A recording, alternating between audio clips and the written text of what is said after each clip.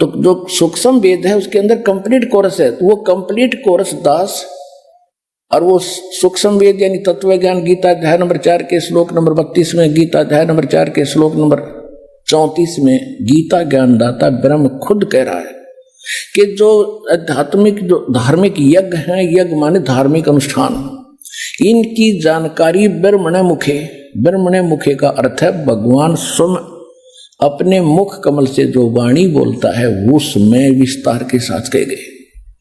और गीता के अनुवादकों ने यहाँ पर डंडी मार रखी है, यहाँ पर धोखा कर रखा है। इन्होंने ब्रह्मणे मुखे का अर्थ कर दिया वेद की वाणी, चौथे अध्याय के 32वें श्लोक में, ये गलत कर दिया। ब्रह्मणे माने सच्चिदानंद घन ब्रह्म, परम अक्षर ब्रह्म, उसके मुख से बोली हुई वाणी में सब स्पष्ट लिखे। 17वें अध्याय के 23वें श्लोक में 3 मंत्र है। ओम तत्सत इति निर्देश है ब्रह्मणे त्रिविध समर्थ है। वहां इन्होंने ठीक अनुवाद कर दिया, वहां लिखा है कि ओम तत्सत, यह वो सच्चिदानंद घन ब्रह्म का, ब्रह्मणे माने सच्चिदानंद घन ब्रह्म किया है, सही किया है। उसके पाने का केवल ये 3 मंत्र का जाप है, नथिंग एल्स। इसी का फाइनल निर्देश है, डायरेक्शन है और कुछ नहीं।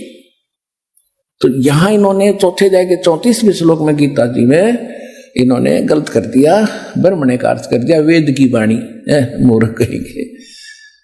जैसे राजा का अर्थ कोई वेद कर सकता है, संविधान कर सकता है, ब्रह्म का अर्थ वेद नहीं हो सकता, ये मूर्खता कर रखे ना।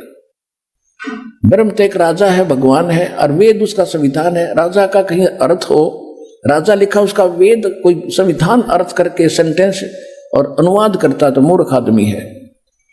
तो यहां लिखा है कि वो सच्चिदानंद घन ब्रह्म मुख कमल से जो वाणी बोलता है वो कंप्लीट है, उसके अंदर वो तत्व ज्ञान है। उस ज्ञान को खुद कहता मैं नहीं जानता।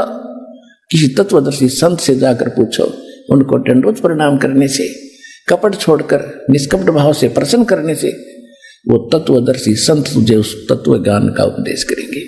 तो इस विश्व के अंदर पुण्यात्माओं, ये तत्वदर्शी संत इस दास के अतिरिक्त इस विश्व में नहीं है।